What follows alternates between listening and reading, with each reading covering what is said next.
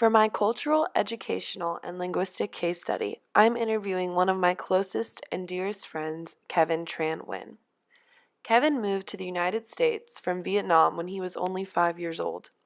His parents and grandparents had dreams of pursuing more advantageous opportunities and more prosperous careers.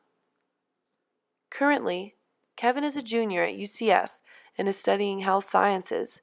He plans to one day be an orthodontist and have his own practice.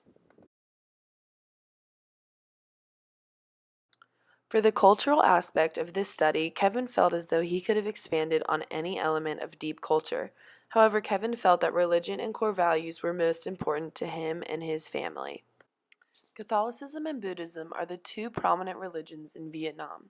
Kevin and his family members are very devout Catholics and attend Mass every single Sunday because it is such a priority in their culture. Family, success, and money are core values that weigh a lot in Vietnamese culture.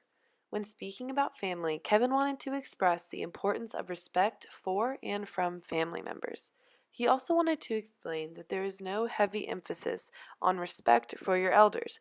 People often confuse Vietnamese culture for Chinese culture because they are both Asian, but they are actually very different. In Vietnam, success is not defined by one's wealth, but by one's actions. For example, Kevin's grandfather is well respected for moving his family to America for chances at better opportunities. Finally, Kevin stressed that money is the most important core value in his culture.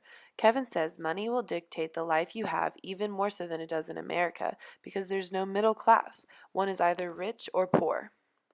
Having been in America so long, Kevin's knowledge of the educational system in Vietnam is based on what his parents and friends have told him. The learning and teaching style was exactly what I was expecting. The schools are very traditional and teacher-centered. The teachers usually lecture, and the students are expected to sit quietly and listen. Students primarily work independently and are assessed by formal tests. The instructional setting is very similar to what we see in America, besides the fact that their average per class is approximately 30 students for one teacher. Because of this high class number, students cannot go on field trips in Vietnam because of all the transportation difficulty. There's also no emphasis on fine arts and no sports teams, which was shocking to Kevin, where in America that is very, very important. Discipline and classroom management styles are also very similar to what we see in America, except for the fact that schools are much stricter and bad behavior is punished much more frequently.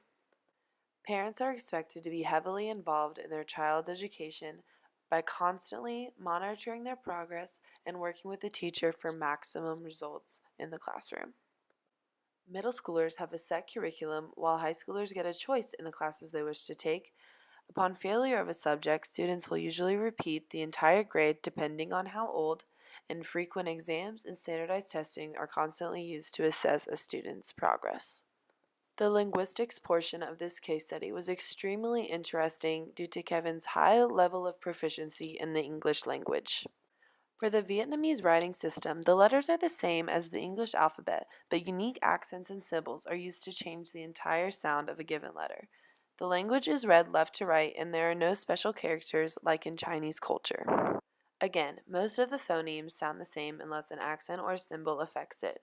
Kevin recalls the letter S and any word with multiple syllables being extremely difficult to pronunciate. On number 6 in the morphology chart, a woman wearing red socks was very difficult for Kevin to translate because there is no ing in the Vietnamese language. Kevin also had trouble in showing possession, plurals, and the different verb tenses. There are no modifications in the Vietnamese language. If it needs to be modified, it becomes an entirely new word. In contrast to the Spanish language, there are no masculine or feminine nouns, articles, or adjectives. They are all neutral. Similar to English, there are masculine and feminine pronouns, however. Kevin also explained that there are no articles such as a and the used in Vietnamese. He said an English sentence such as a car rolled down the hill would be translated car rolled down hill. Also, there are no cognates with English in the Vietnamese language that Kevin knows of. Also, loanwords would only be used by people in the Vietnamese culture that have any level of proficiency in English. I found that there are no set rules for syntax in the Vietnamese language. It only depends on the sentence that is being translated. Kevin gave me 2 examples that you see on the PowerPoint above. Kevin shared with me that there are several idioms in the Vietnamese language, such as his favorite, hungry eyes but a full stomach. There are also formal and informal means of address depending on who you are talking to, similar to that of the Spanish language. Kevin can speak the English language extremely well, however, he still struggles with all of the different grammar rules that go along with writing the language. In this study, I not only learned more about a different culture than mine, but I also learned so much more about my best friend and what makes him who he is. To conclude, for any ELL in my classroom, I would emphasize comfort and parental involvement for maximum learning experiences. But specifically for a Vietnamese student, I would want to create structure so that the student felt most comfortable, and I would want to explicitly state rules so that they knew exactly what was going on in our classroom. Thank you.